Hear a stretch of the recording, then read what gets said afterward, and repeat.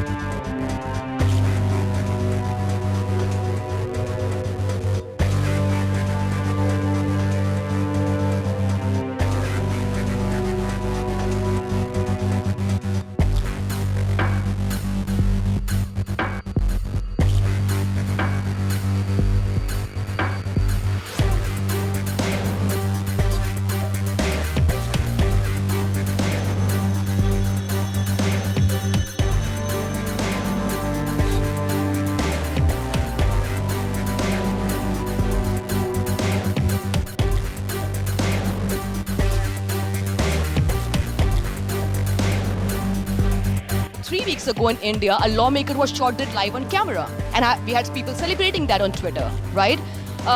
When there is absolute lawlessness, when there is so much brazenness in a country that calls itself a democracy, I take great pride in being a part of a journalist who was a part of the world's largest democracy, but the way it is sliding into, the way it's sliding into this absolute fascist tendency, which Jose, again, I keep coming to you because I see parallels in all our cases. They learn from each other.